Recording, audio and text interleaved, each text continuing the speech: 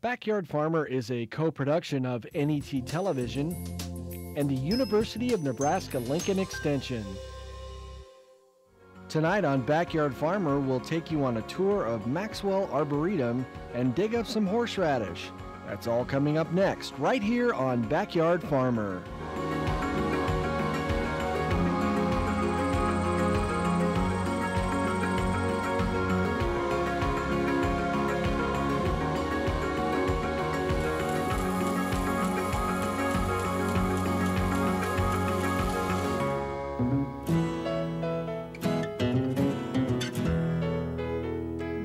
Everyone, and welcome to Backyard Farmer.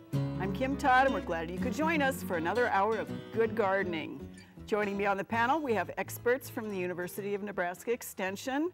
Wayne Onosor is answering our insect questions. Good evening, Kim. Zach Riker, weeds and turf. Hi, Kim.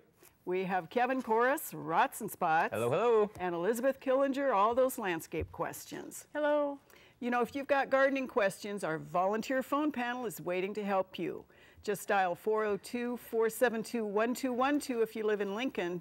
Our toll-free number, 800-676-5446. We also take emails and pictures for future shows. That address is byf@unl.edu. If you send us an email, please give us as much information as you can about your question. Also include where you live. We can't get to everybody's questions on the air, so if you need further assistance or immediate assistance, you can also talk to your local extension educator. You can go to the Backyard Farmer website for more information. As always, we start with samples, and that's a very cool escapee, Wayne. Yeah, I've got a walking stick here this evening. Oh, it's still on the table. There we go. This one, for our astute viewers, you'll notice there's only 5 legs on this one instead of 6. Whoops. Well, if you look real close at his leg, it looks like he probably pulled it off when he had his last molt. And I know this is a male because, one, he's smaller. The females this time of year are going to be much larger. And this is the time of year we start to see them moving, so people will start to notice them, kind of like the praying mantids, and they're now fully grown, and we're noticing them as well. Not necessarily something we need to worry about as far as our gardens, but it's something that's definitely very interesting, and we don't have to be in the woods to find these. This one I collected fresh this morning from a patch of prairie. Excellent. What do they eat? Generally, some things in the Asteraceae like goldenrods and some of the other associated plants. Oop, there he goes again. All right. Excellent. Thanks, Breaks Wayne. his leg. Yeah, can't hold on. Okay, Zach, this is not your usual turf thing. This is... No, this is one of the more interesting weeds. I like it because it has seed pods that look medieval, and they're dangerous. This is puncture vine, or some people will call it goat's head. And you'll find this on roadways, really thin turf, edges of pastures, or pastures that are overgrazed. And it's a summer annual, and so it germinates sometime in May or June, grows extremely quickly, and then sets flowers, yellow flowers, and then shortly what comes out of those flowers is the seed pod, or is the seed head, or the seed pod. I don't know how close you can get that with the camera. Yeah, really tight. And then these seed heads or seed pods get caught in tires, bike tires, in feet, and in hooves of cattle, dog paws, also, and that's incredibly painful, incredibly painful. These things grow so fast, the best way to control them is with broadleaf herbicides applied really early and regularly, because to get them when they're young. The problem is they grow so fast they get out of hand, and they're too mature to control. I prefer anything that would contain the herbicide triclopyr. Is probably the best one. We're doing some research on this. It turns out I found this near our new turf plots, and so we have a whole slew of it in near our new turf plots, and so you will see hopefully some kind of research in the future that will hopefully be better able to control this guy. Excellent. It's a tough one. Yeah, no and kidding. Painful. And painful. And painful. All right, thanks, Zach. All right, what do you have there, Kevin? I have some raspberry canes, and these raspberry canes have spur blight. And this is a fungal disease that causes a canker, and we can tell it's spur blight because the infection occurs at the leaf node, or sometimes even at the flower node too, and you can see then that long running brown streak that originates at the node. Those streaks can become really long, and they can kind of get really nasty, and they can eventually girdle the entire stem. So You will also see symptoms in the leaves and the foliage. There'll be wedge-shaped areas of necrosis or chlorosis in the leaves, and the longer side of the wedge will be towards the leaf edge or the leaf apex or the margin. So that's a good indication that you might have spur blight. So you want to look down and inspect your canes for any of these really nasty brown lesions. So the fungus does not need wounds to infect the plant, but it certainly takes advantage if the plant does have some hail damage. I see some other wounds on here that looks like this particular raspberry got hailed on. So what do? Culturally, what we can do is try to just keep the canes dry in the early season and throughout the season as well, throughout the growing season. So that might mean increasing some of the space, controlling your weeds, putting a mulch down, and anything that encourages the canopy to dry, water from the bottom of the plants, water the soil only, try not to get the foliage wet. And then the other thing too that's really important is that the fungus produces fruiting bodies on these stems that can cause reinfection the following year. So you want to remove these guys, and you want to do it before the new sprouts come out in the spring. So in the fall would be ideal. Remove these from the garden and get rid of them. And there is a spray program to control both fungi and insects, but it's relatively rigorous, and it's all preventative. So it happens early spring before any of this infection happens. Excellent. Thank you, Kevin. All right, Elizabeth. Let's put on the stole. Oh, it's a little big, but what it is this is a sweet potato vine, and this is the edible sweet potato. And what happens was the grower noticed, I have a lot of growth on that one vine. And as I turn it over, that's where it starts to get really cool for a lot of us. What it is this is called fasciation, and we've had it on the show several times. Pussy willow, dandelion, some of those other types of plants. What happens is there's something that goes wrong in the tissue, whether it gets hit with herbicide or there's some kind of damage, and it causes it, instead of being nice and rounded, it causes it to be flattened. And the reason this is so cool is because it is so large. It is bigger than my hand. In terms of this fasciation, it's not damaging in any means. They can go ahead and eat the potatoes. There's really nothing that you can do in terms of preventing it or even curing it. But it's just something kind of fun from by the Grand Island area. One of our viewers thought this was so cool. She called me up and had me come out and take this sample today so we could have a fresh sample.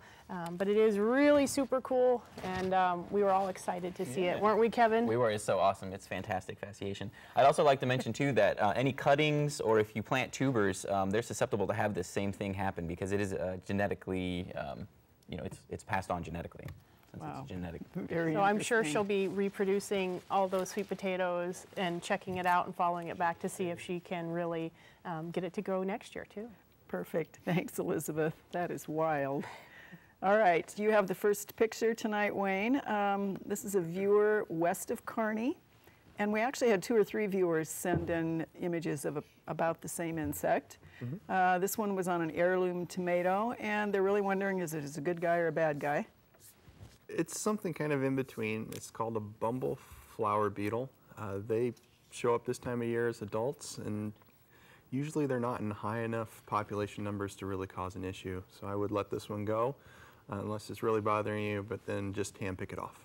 A bumble flower beetle. Yes. So who couldn't make up its mind, the insect or the entomologist? It flies about like a bumblebee. It's a big moving mass as it's flying, and it's not very graceful. Right, it bumbles. Okay, Zach, your turn. How can I follow that? I don't I'm know. going to make up my answer, too. So we are not for sure where this viewer is, and you have a handful of turf questions that are maybe pathology too, but it is the season.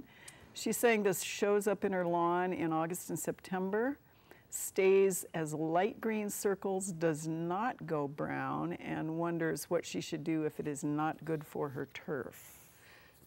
Yeah, there's outside of UFOs, probably the most common thing I would guess is this is either a fairy ring or perhaps at this time of the year it could be necrotic ring spot, but I'd guess it's probably a fairy ring because it never goes any farther than this. And normally fairy rings are darker green, but it looks like the lawn is pretty green in the first place. And so if it's not causing any problems, because sometimes these fairy rings, assuming it's a fairy ring, sometimes they will actually kill the turf. And so if it's not killing the turf, I wouldn't worry about it. September fertilization will mask that.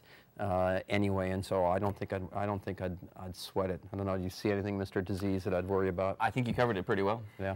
The fairy ring would be the only thing I would suspect as well. All right, UFO, excellent. really? UFO. You had to bring in UFO. I didn't call it a bumbling fairy ring, but I thought about it, you know. All right, so Mr. Pathologist, this is a Pierce, Nebraska viewer. This is also a turf question. Large patches of brown in the fescue, along with many small patches. He's wondering, is it brown patch? Will it kill the turf? If so, and he reseeds, will the new one get it, and will it come back next year? And he's also included some nice images of individual blades. Yeah, that's those images there can kind of assure us that it's definitely some kind of a Rhizoctonia disease, which brown patch is one of those. So yep, it looks like brown patch. What you want to do to keep it from spreading where it's at this year is try not to mow in the early mornings, or if the grass is wet, try to mow when it dries out. You might need to aerate your lawn, but again, you'll want to do that maybe in the summer when it's a little bit hotter and drier. Even going through there with an aerator could help that fungus kind of move across the lawn. I think it does have a propensity to come back. Sure, if you plant, that looks like a fescue maybe that they were showing, a fescue. That fescue is also probably susceptible. So there are some preventative sprays that can be applied to if you know that there's an area of the lawn that suffers from brown patch. And there's a really great 2014 guide to turfgrass fungicides that's produced by the University of Kentucky, and it'll take you through a good program that they've used on this particular disease. But other than that, try to improve drainage, try to only water in the mornings, try to keep the soil moist but have it be able to dry out throughout the day. Anything to reduce standing water on the leaf surface will help reduce the amount of disease. So. All right. Yeah, and I would probably, anything you do to reduce the nitrogen on it, and we see it usually on grasses that are growing too aggressively. And so if you can cut that back a little bit, and again, cut back the water. Tall fescue is pretty drought tolerant, so you can go a long time between irrigations. And with brown patch, we normally don't get the extended heat that will cause brown patch, that will allow brown patch to kill tall fescue. And so it'll cause a little bit of damage here and there. And then here we are again, September, time for another fertilization. That will all come back within days. You know, it's supposed to be high of 70 tomorrow, so brown patch has ceased. Excellent. If the faucets would turn off from above, so we're not watering Yeah, that's from above. easier. Yeah. All right, Elizabeth, you have also some interesting things. Carney must be experiencing some oddities, because this is a Carney viewer. We have leaves that are yellowing on hydrangea and pure white on red twig dogwood. She's wondering, is it iron or magnesium deficiencies, and should she amend the soil? When we look at the hydrangea leaf, one way to know if it's iron or magnesium deficiencies is that mid-vein dark green, and is the rest of the leaf light green, and we can see that it's kind of got that type of an appearance to it. So there is the possibility it could be a deficiency of some sort. Whether or not you want to amend, you can try the foliar iron to see if that makes it green up. If it greens up, then you know it's an iron deficiency. But in terms of adding something, you know, I do a soil test to make sure. Now the dogwood is a totally different beast. The dogwood itself, it looks like it could have potentially at one time been a variegated dogwood, and then it either reverted or there's a chimera that goes through there, and that could have caused the completely white foliage on there.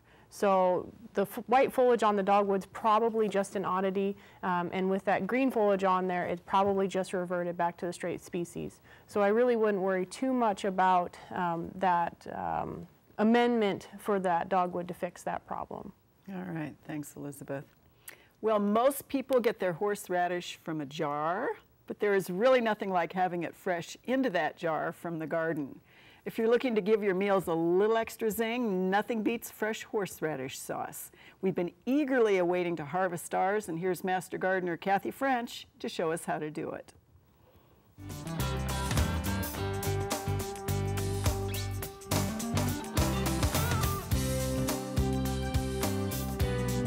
Horseradish has really been around a long time. It's been around for over 3,000 years.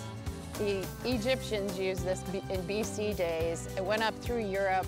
The English really enjoyed it and brought it across the pond. We actually produce over 6 million gallons of horseradish sauce a year. We're going to start harvesting some horseradish here in the Backyard Farmer Garden.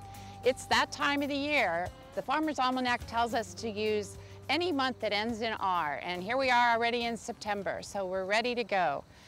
Horseradish is prolific, and you can see that it grows very well. We will be digging a plant that was planted last year because horseradish needs a year in order to actually produce to its fullest flavor, and that's what we're after.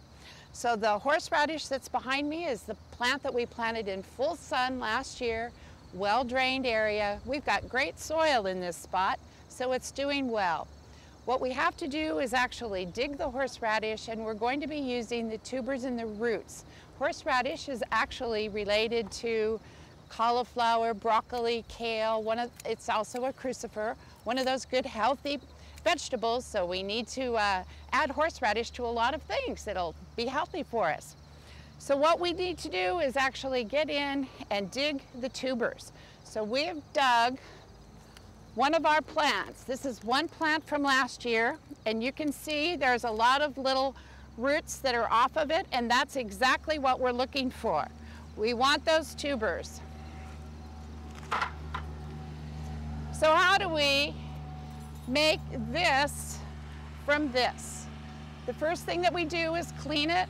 We put it in water, soak it, cut it up, and we also then can take a peeler, peel it down, see how nice and white that is. That's the horseradish we're looking for. You can actually see that this is the tubers that grow underneath the roots, and these are going to continue to send out more plants. That's why it's really important that when you're planting horseradish, you plant it in an area that's maybe off to the side. Once this is harvested, cleaned, peeled, I use Grandpa's grinder, an old manual grinder, to come up with a product that's kind of rough in texture like this. Then I use this with some white vinegar and put it in the blender.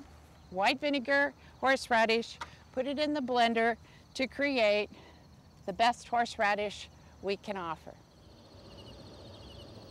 And fresh horseradish from the garden really is the best. Another great thing is if you process it, like Kathy said, it will keep for a very long time. We have spoons, we have a jar, but we don't have courage. So maybe off air or later when we don't have to speak, we will try it. All right, Wayne. This is a Springfield, Nebraska viewer. They have had a raspberry patch for years. They've never had a problem before this year, and now they have insects eating the ripened fruit, and that just looks awful. They've tried repeated applications of neem before the pollinators are flying. They wonder what it is, and they're really saying it's affecting an awful lot of the fruit. Neem is a good insecticide, but it works better for soft-bodied insects, so hitting things in like the caterpillar larval stage, aphids that are soft-bodied. These appear to be northern corn rootworms or maybe another Diabrotica species, so they're a beetle. Neem is not going to work very well for that adult. At this point, probably the best thing is making sure you harvest in a timely manner just to make sure that they're not getting to that ripe fruit before you do. Otherwise, you're going to be looking at something with permethrin in it, and you're going to have to really closely watch that pre-harvest interval on that. So is there anything they can do next year to keep the beasties away?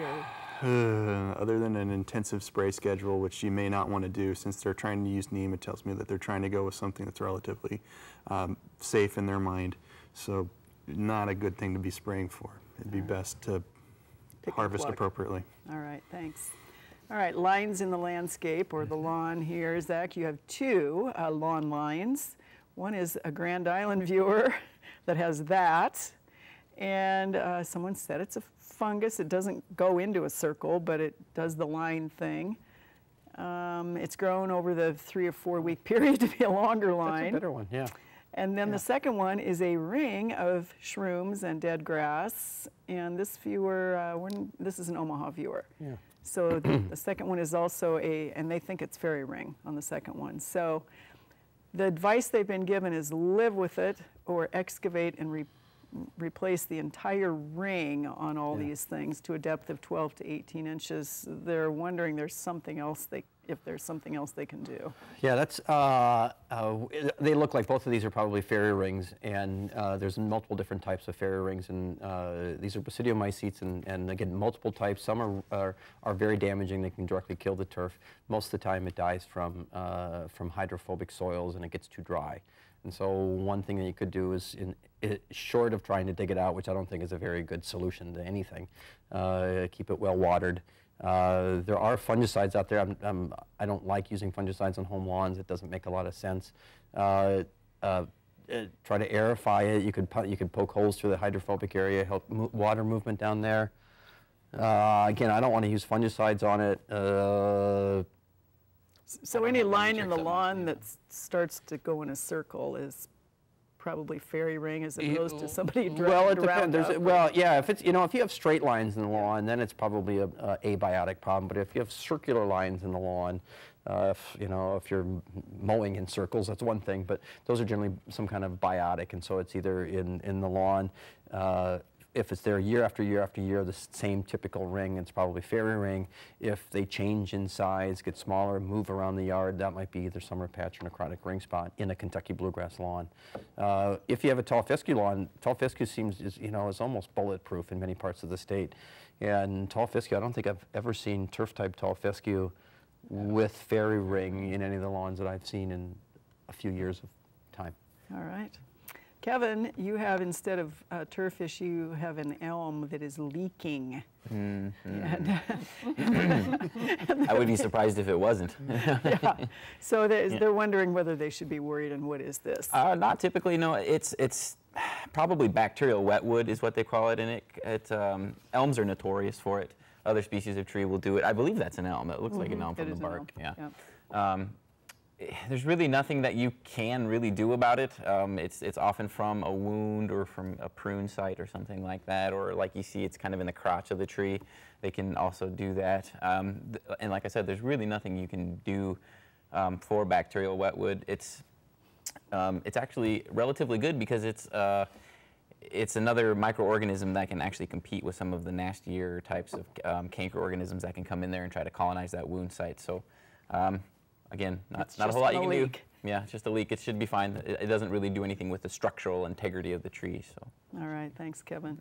Elizabeth, we have a viewer that has tomatoes that get yellow skin on the stem end, and then some splitting, and then of course insects. He's tossed all the ones with insects away, but the real question is whether he can eat this if he cuts out all that kind of the rotty spots. The top yellow part could be sun scald or sunburn. If the foliage had, like let's say your tomato lost most of its foliage, it could be sun scald. What happens when it cracks is we get a lot of moisture at one point in time. The tomatoes take on a lot of water and they just can't, the skin just explodes. And that bumble flower beetle that Wayne talked about earlier will go into those cracks and crevices on there. So we'll break out the bumble flower beetle again. In terms of eating it, the answer is it depends on your outlook. Some people, when there is a wound, there's that possibility that different bacteria and virus and whatnot can get in there. But you should be able to cut around it if you do want to save the fruit. Cut around it, cut the top part off, and then you can still use that tomato for whatever you want to use it for. All right, thanks, Elizabeth. Well, some of us just love ornamental grasses. They make a great addition to any outdoor living space, but with fall just around the corner, and for this week's Green and Growing tip, we're going to discuss what can make it through the winter and what won't.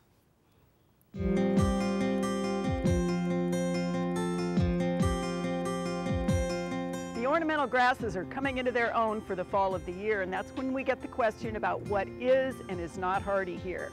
Unfortunately, pretty much anything with purple foliage isn't. So we have Fireworks and Cherry Sparkler Pennisetum. We have the beautiful Vertigo Pennisetum, which is a new one. We also have the Millets, and they aren't hardy either. Savannah Ruby Crystals grass, same thing. Absolutely spectacular. If you want it next year, you're either going to have to bring it in for the fall or winter it over. On the other hand, we have some Pennisetums that are hardy, like Hamlin, still has beautiful seed heads, but the foliage isn't purple. And then we go into plants like Overdam feather reed grass, variegated foliage, beautiful seed heads, and of course our own very beautiful Cheyenne Sky switchgrass, which is actually a selection of our native grass. That one is perennial, and while it doesn't give you that incredible purple foliage of some of the other plants, it certainly is a very beautiful addition to the landscape. So take a look at what is looking great right now in the fall of the year. Decide whether you want it next year. Plan for it for your landscape or your containers. Either bring it in or go out and get it. This time of the year is when most of those grasses are really showing their beauty, and it's also a great time to make plans for what stays and what's going to need a little help in the greenhouse for next year. Okay, Wayne, this is a Lincoln viewer that has a bumblebee hive in the ground. Wants to know how to get rid of them. They've been using hornet spray. Any ideas on that one? Well, time is definitely on your side. Bumblebees only nest for a single season, and then that nest will die out over the winter. So if you're having problems controlling it, nature will take care of it for you. If you're worried about another nest forming in that cavity next year, just make sure you fill it in and take care of it later this season after they're gone, or later in the spring before they take residence in it again. All right, thank you, Wayne. This is a Malcolm viewer, Zach. They have tall fescue grass seed, 3 years old. They've kept it in a cool place. It's been in a cloth sack, probably what it came in, and they're wondering, is it still good? Probably not. We usually want to seed our grasses within, certainly within a few months after purchasing them, and it might have been old already when they bought it, and so it needs to be stored essentially in a refrigerator. Easiest thing to do is take a handful out, put it in a paper towel, and see how fast let it keep the paper towel moist for 7 to 10 days, and see how much germinates. All right, excellent. Kevin, iris time. We have viewers that have black spots on the iris foliage, and the plants are then turning brown, so it's streaking and ends up in your court, even though it starts in his. Yeah, there's typically there's an iris borer, I think, that can be really nasty for iris, and that's prevalent here. I'll let Wayne talk about prevention and treatment on that, but there are also some fungal diseases. There's a fungal spot, and then there's a different kind of a fungal disease that creates more of a streak, and you can kind of see it that's confined to the midrib, or maybe a little bit wider than the midrib. Again, it's a fungal disease, so you probably really don't want to spray a fungicide. You can control it just with some simple cultural things, like trying to keep that foliage dry, maybe controlling the insect, and maybe mulching, and increase a little bit of space between the plants so that foliage can dry out. All right, thanks, Kevin. Elizabeth, we had somebody who apparently went to the fair and saw some of your handiwork and wants to know what the blue berries are in the shrubs, and can they be seeded? If they were in the outdoor learning area just south of the 4-H FFA building, what those are aronia, also known as black chokeberry. They are technically edible, but I do not find them palatable. And in terms of seeding, your best bet is to go to a nursery and purchase one. I haven't tried to seed them, but it's possible, but your best luck is to go purchase them from a nursery. All right, thanks, Elizabeth. Well, every week we take a minute to show you our garden, but we really haven't said much about our peppers this year. So before we go to break, let's take a look at edible and ornamental peppers at the Backyard Farmer Garden.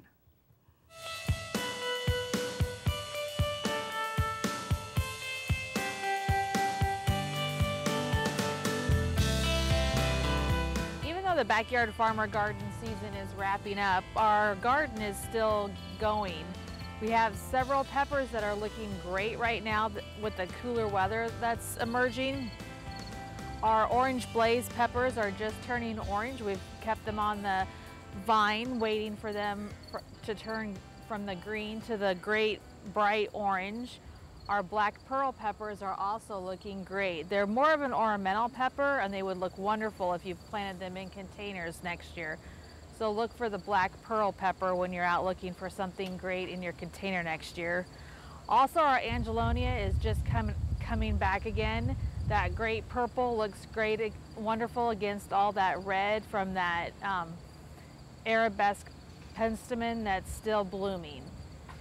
Stop by the Backyard Farmer Garden and check out how the garden is continuing to grow through the fall and see what's planted, and visit the Backyard Farmer Garden.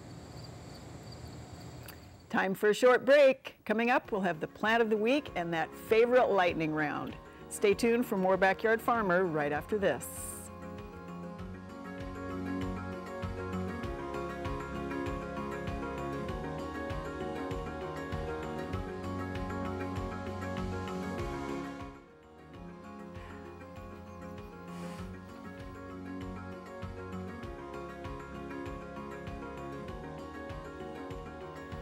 Thanks for staying with us on Backyard Farmer.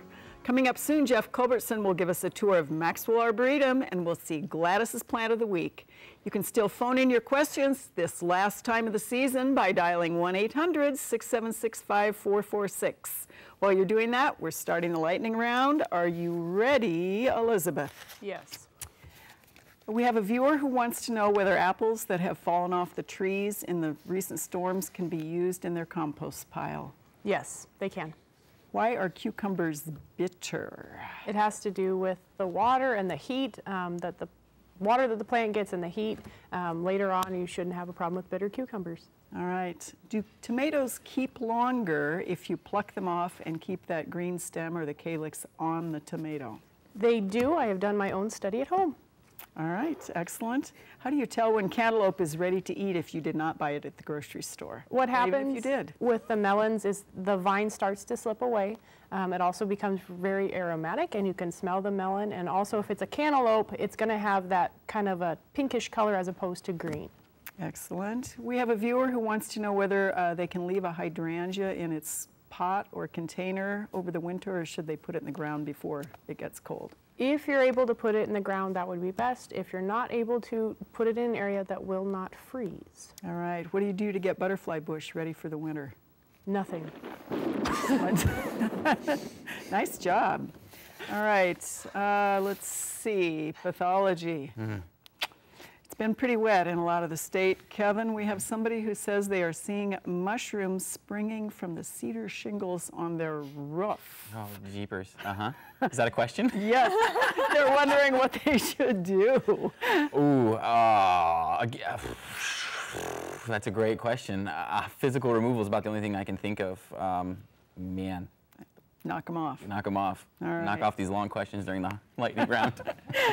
We have spots on pear foliage again. We had that earlier in the season. Could be either rust, it could be entomosporium leaf spot. There are some things that can happen to the lower trunk of the stems that will cause browning and leaf spotting on the leaves as well. So could be one of those three things. Nothing to do. You want to control the leaves that fall to the ground, rake them and remove them, because they're a good source of inoculum if it is a rust or a entomosporium leaf spot. All right, so same question for ash rust. Yes, again, sanitation is key for that. Just when the leaves fall, try to remove them, and it's depending on the year. So if we have another wet spring again, we could see it as badly again next year as we did this year. That was a terrible, terrible lightning. And it wasn't that the questions were long, it was that the answers were long. I think they gave you an extra point, too. Yeah. Sympathy points. Sympathy Probably all I get. All right. For a loop, those mushrooms out of the shingles. Yeah, that is an odd one. You should have mentioned the bumblebee. You got bonus All right, points. Zach, you ready? Sure. 1, 2, 3, go. Is milorganite a good choice for a fall fertilizer for turf? Yeah, it's fine. In September, it's a great fertilizer, but don't use it in October because it depends on microbes to break down. Ground's getting too cold in October for it to break down. Then September's great. All right. What about using corn gluten meal, and what for? Corn gluten meal is another good organic fertilizer like milorganite. Recent research shows it has very little effect on crabgrass, even though it's sold as a natural herbicide for crabgrass. All right. How late can sod be laid in this state on new construction soil? As late as they can cut it. So generally up until the point when the ground is frozen. Okay. What is sort of the last gasp date for aerifying and overseeding in the fall? I would do probably about September 15th, depending on where you're at, and the sooner you get it in, the better off. I'd rather always err on the early side than the late side. All right. Is it possible to still use sedgehammer for nut sedge control now, and is it available to homeowners? It is available to homeowners, too late. Too late. What about Bermuda grass here? Why don't we use it? Bermuda grass, I got all the time in the world now. So Bermuda grass, it's susceptible to winter kill, so it doesn't survive very many winters here, other than over steam tunnels, and it can be used almost as an annual turf on sports fields. But you get down to Kansas City and like in the Chiefs Stadium, that's where it makes sense. All right. But not here. Okay. You ready, Wayne? Let's go. Sure. Don't throw me mushrooms on a roof. How do you control grasshoppers now, or do you? You can. It's difficult as an adult. You'll have to use, smash them. Right. Thank you, Elizabeth. What is a safe control of crickets around pets and children?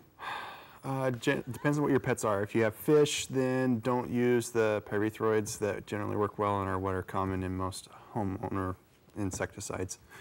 Just don't get it in the water. That stuff is safe for dogs and cats, though. All right. Will iris borers move to other plant species, or are they specific to iris? They're specific to iris. All right. And how do you keep them from boring? You'll have to put down a preventative.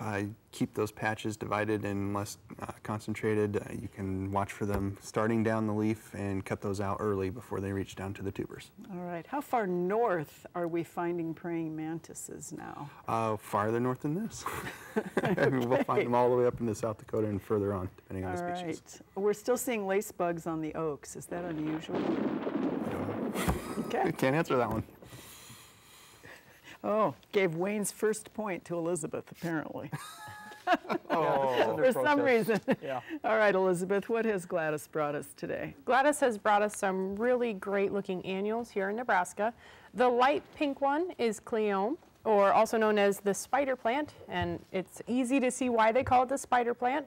It's really fine, and then these long things that come off of here are the seed pods. And that's good to know because it reseeds itself very generously in the landscape. So if you let it go and let the seeds become viable, they'll fall out and they'll continue to reproduce from that. So if you do not want them to reproduce by seed, you want to remove the stems before these seeds are viable. The darker pink one is celosia. There's two different types of celosia. There's the plume type that looks like a paintbrush, nice plume on it. And this is the crested type. We always used to call it the brain flower when we were little. It is an annual in Nebraska. This one can get 2 to 3 foot tall. It depends on the cultivar that you select. There's different heights. It really makes a really nice dried flower that you can keep over, and it's a nice one for dried flower arrangements. But two really interesting and pretty looking annuals from Gladys. As always, we say thanks to Gladys for sharing all season, every single thing, every week. All right, Wayne, we actually have 3 viewers, 2 of which sent us pictures of bullet galls on oak and then wasps. This is Council Bluffs viewer. I'm not sure where this one was, but lots of people all of a sudden sending them. And you can see both the wasps and the bullet galls, and they're wondering what the relationship is between those and what to do about it. Now, if they'll stay on this picture for just a moment, you can see on those galls there's like a sticky substance that's leaking out of there, which is most likely sap and sugary, which the wasps like. This wasp looks like a European paper wasp, and very common insect in this time of year, also very common in the spring when we see them flying around our houses. As far as the bullet galls, they're caused by a small parasitic wasp, and parasitic on the plant more so than anything else. And the larvae feed inside those galls. And pick them off? Pick them off if you can reach them. Otherwise, it's a seasonal deal that you may have them one year and not the next, but it's variable depending on location. All right, thank you, Wayne. Zach, this is a viewer who says they seeded some patches of their turf late last fall. It came up fine, but it's a distinctly different color.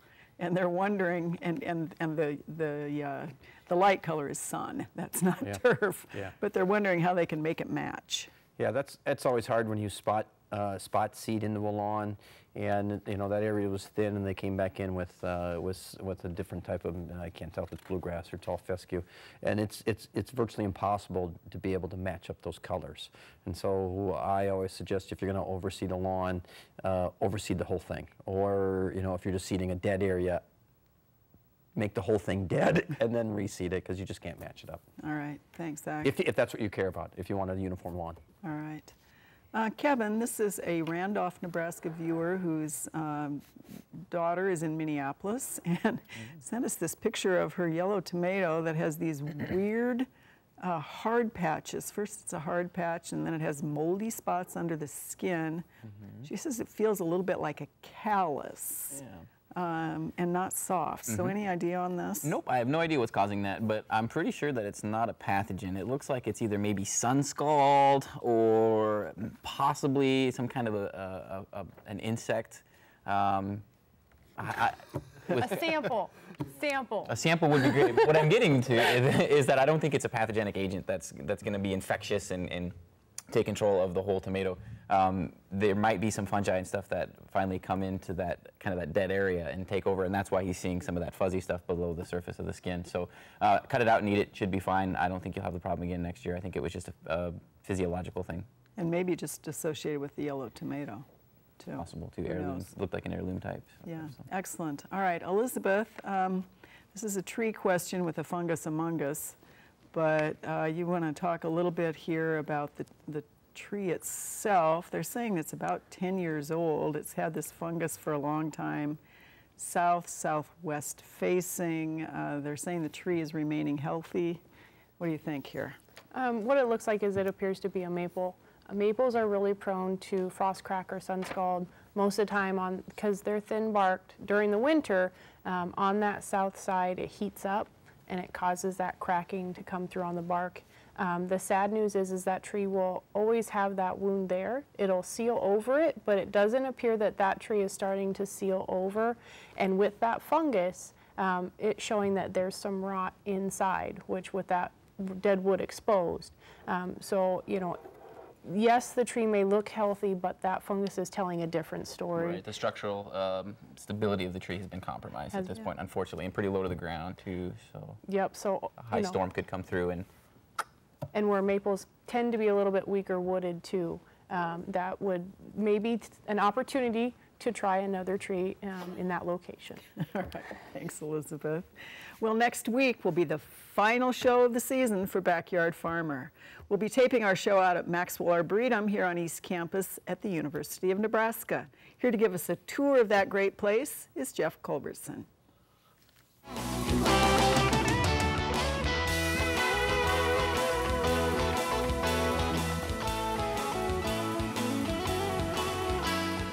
Located at the University of Nebraska on East Campus, just east of the dairy store, which a lot of you may be familiar with, is our 5-acre Maxwell Arboretum site. We're a member of the Nebraska Statewide Arboretum, so like many of the sites throughout the state, we work to try to conserve our native as well as introduce plants that are well adapted to our climate and soils here in the state of Nebraska. Maxwell is made up of a variety of collections, like all arboretums are. We have a collection of different adapted and native perennials. We have a large lilac collection. We have oaks and maples, conifers, viburnums, vines, and even a small prairie site that a lot of folks really enjoy, kids in particular like running through the prairie. Here at our Yider Garden, we use a combination of native perennials as well as introduced that are well adapted to our site to demonstrate how they can be used in a variety of ways. And the display changes from time to time. As certain plants start to fade out, we bring in something new. It's very popular, it does well. Really doesn't require a lot of maintenance. Certainly like anybody's big perennial bed, you have some weeding and that sort of thing. But because these plants have been selected to do well in our state, they really do their thing without requiring a lot of additional maintenance. So it's a very popular place here in Maxwell Arboretum. Sometime in May, usually right around Mother's Day, our Lola Flack Lilac collection really puts on its big show. And we have a great variety of lilacs here, so it's a fun place to come, especially if you want to come here on a Sunday and get an ice cream cone and walk over and smell the lilacs. As you continue east of the Arboretum, we have our oak collection, we have some big conifers, we even have a dwarf conifer garden that was recently installed. We have, like I said before, our viburnum collection. We have a nice selection of hydrangeas that are really doing very well, as you can see here. Really, we have a variety of things Our collections do change from time to time, so I encourage you, if you've been here before, to come back and visit us again. We'll be making some additions later this fall to the garden as well. So there's really always something you can see here in Maxwell Arboretum, and so I encourage you to stop by the next time you're on campus. There are plenty of places to explore at the Arboretum. Each part of the year has something different and really beautiful to offer. So we hope you'll join us for a special tape broadcast from Maxwell Arboretum for our last show of the season next Thursday. And we hope the weather's good. Okay, last picture, Wayne, this is a What Is This? And they took the picture last week. All right, it's a giant ichneumon. These are real common. Across the state, we have a couple species. They're in the genus Megarissa. They actually will try to parasitize horntails that are burrowing in wood. So say that's what that long tail is again. for. Say that Giant word again. ichneumon. Ichneumon, a giant ichneumon. Yes. All right, and that's not a stinger. No, that's the female's ovipositor, which she uses to dig into the wood to lay the egg on or next to the larva that's boring in the wood. Excellent. Thank you, sir. All right, Zach, we have a viewer who thinks they have windmill grass in their buffalo grass. Yes. And they want to know, they want the one, they don't want the other. About 5 years ago, I would have said use Roundup, but now actually Tenacity or Mesotrione works pretty well. The problem with Tenacity, it's available, you can buy it in lots of places, especially on the web. The problem, it takes such a really low rate, and it works out to be 0.7 of a teaspoon per 1,000 square feet. Wow. I've done the math, trust me, I've done the math, and so it's a really low rate, but for spot applications, you can go in there with spot applications, and you can take windmill out of buffalo grass. It takes about 3 applications. Should have started this in June. Okay. So mark those areas for next year to do it. All right, thanks, Zach. Kevin, this is an Omaha viewer that has some tree issues going on. We're going to focus really on the spruce, which from a distance looks like this, but then it looks like that at the base. And she's both worried about what is going on and whether it will spread to things like a river birch, an aspen, a cypress. No, that's pretty common for spruce to do. They will send out that pitch in response to wounds. It looks like they did some trimming. You can see that there are some lower branches that were cut off. That could be the cause, or there could be some kind of insect boring into the tree. They will do that as a response to insects as well. There is one fungal disease called Cytospora canker, but I think if you had that particular fungus invading that tree, you would see dieback in the foliage if it was causing that much exudate or that much pitch, that much white stuff on the trunk. So I don't suspect that particular fungus. I think it's just a response to the injuries down below, and it should be okay. It's trying to heal itself, or seal itself, rather. The plants don't heal, they seal. All right, thanks, Kevin. We also have a tree question for you, Elizabeth. This is a Columbus viewer. She's wondering about saving this tree, and I think we have kind of the leaning trunk there, and then we have, I think, a picture that shows the top is sort of looking like that, and she's wondering whether she should save that. More than likely, the overarching long-term lifespan of that tree is pretty short. Once you start to notice the lean, it's not ever going to really correct itself to be straight.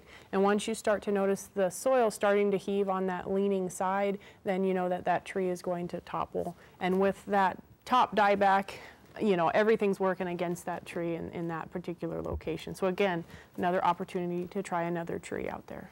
All right, thanks, Elizabeth.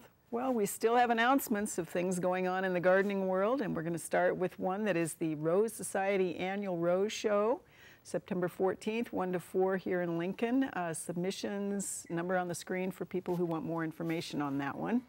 The other is NET Wants Your Tailgate Recipes. That tailgate season is here, and we want to know what's cooking in your kitchen on game days.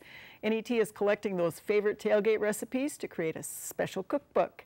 Send those recipes to tailgaterrecipes@netnebraska.org, tailgaterrecipes@netnebraska.org, unless, of course, you are someone who hides those recipes from others and brings them only to very special occasions. All right, we have an Ithaca viewer question for you. Wayne, this is an oak. They have tiny insects under the leaves, 4 to 5 each leaf. They come off with the hose, but what do we have going on with that, do you think? Tiny, tiny. Tiny, tiny, tiny. You think it's still the lacebug stuff? Could be lace bugs. Aphids could be there too. Yeah, hard to tell without a picture on that one. Picture. All right. Paxton. We don't get many questions from Paxton, but this is bindweed all over. What do we do? Bindweed, it's a perennial. Use anything containing quinclorac, and you can spray that. It's a pretty safe product in terms of the turf around it, and so it's very effective throughout the summer. All right. Quinclorac. Quinclorac Drive. All right. Kevin, a Gothenburg viewer, has a maple of some sort. Has leaves are getting brown spots. A lot of the tree is looking like it's dying. First year it's happened. Okay. Brown spots, there are some anthracnose. Leaf anthracnose is something that maples can get, so it could be a fungal spot. Maples have a little bit of they have difficulty with iron chlorosis, so it could be that as well. Again, I would just remove all those leaves in the fall, just in case it is some kind of a fungal leaf spot, so you don't get it back. If it continues to do it year after year and the whole tree looks blighted, it could be more of a nutritional issue, maybe some kind of an iron deficiency or something like that, which is very difficult to correct. And it could be maple in Gothenburg. Maybe. Or that's, yeah, Sandhills area-ish. It's not the most ideal place for a maple. All right, pictures maybe next time around. Photos would help. This is a Weston viewer, Elizabeth. They have a wound in an apple tree, and it sounds like maybe one in a red maple as well. They're wondering about the white paint and where they can get it, and the real question is, should they use it? That is no longer a recommendation to seal or paint wounds or pruning cuts or anything along those lines. They've actually done research where those tars and paints will actually hold the moisture in. And it'll hold in fungi and bacteria that can cause rot. So the best thing to do is just leave them open to the environment, let them seal on their own, and not to paint them with tars or paints or anything like that. All right, thanks, Elizabeth. This is a Sydney viewer, Wayne, and you grew up in Sydney, so this one did not catch you by surprise. Not at all. But he says he has found camel spiders. The infamous camel spiders from Iraq. Yeah. Yes. So do you want to talk a little bit about that beastie? Well, we do have them here. They're more commonly called either sun spiders or wind scorpions. And they do have 4 jaws that they use to eat, and they are eating machines. They like to eat lots of little other insects, especially grasshoppers are good for them. And they get to be about 1.5 inches in body length are the big ones that we have. Nothing near what they would be talking about from someone that did a tour in Iraq. So how big would they be? Do I even want to know? Oh, from Iraq? About 5 inches or so body length. The big pictures are just all tricks of the camera. Oh dear, that's still pretty darn big for a spider.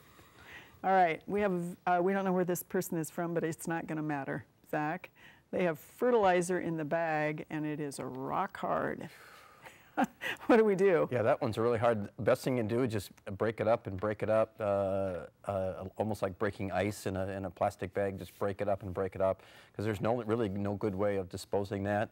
And so just keep breaking it up and spread it out as thin as you can, and spread it really, really thin and at a really light rate, and water it in. Okay. Get rid of it. And you know, whenever you have a little bit of fertilizer left over after applying it to your lawn or to your garden, you're better off spreading it rather than leaving that little bit in the bag. It's just because it sets up and it's no good. Okay, thanks, Zach. Shroom season still, Kevin. This is not on the roof, but this is somebody who says that they put down new wood chips and they still are getting the long red mushrooms that attract flies. They only last a day, but there's a whole pile of them and they keep coming up. So what are they and what do we do about them? Yeah, I guess it's not too far-fetched to be seeing fungi still, these big basidiocarps out in the landscape. We've just had great weather for it. It's still been really cool and wet. So, you know, those are stinkhorns that he has, and they love to come up in mulch piles. But the thing that people don't understand is that fungi are a network of these really small strands, and they can be very expansive. Maybe they'll like to send up their fruiting bodies in that mulch pile, but they could be in the adjoining lawn as mycelium. So it's very difficult to get rid of them. again, sometimes I say you can fluff the mulch to hopefully expose some of those mycelia and those spores to the sunlight and help kind of kill them that way. But other than that, there's really nothing other than physical removal that you can do. All right, thanks, Kevin. We have a little bit of time left, Elizabeth, but not much. This is a Shadron viewer who wonders if zucchini and acorn squash can cross-pollinate. She planted them close, and the zooks are long, but they have a hard exterior, and the interior is orange, and she can't wait to see the acorn squash. They are in the same family, but most of the time it's if you save the seed from this year to plant for next year. So more than likely, unless they saved the seed from last year, they did not cross-pollinate, and they just got some random seed that came up. All right, thanks, Elizabeth. Unfortunately, that is all the time we have for Backyard Farmer. We want to say thanks to our phone panel for another great show and great season, and to everybody who submitted questions and pictures. Helping us on the phones tonight, we had Master Gardeners Gladys Jurink, George Edgar, Kate Gall, Bertine Loop, and UNL Extension Horticulture Assistant Terry James. From Finke Gardens was Ryan Lucky. For our final show of the season, we'll be coming to you from Maxwell Arboretum on the East Campus of the University of Nebraska. We'll be wrapping up the season by showing you our garden in time-lapse photography, and we'll have some final words of wisdom for the year. Thanks for watching, good night, good gardening, and we'll see you all next week right here on Backyard Farmer.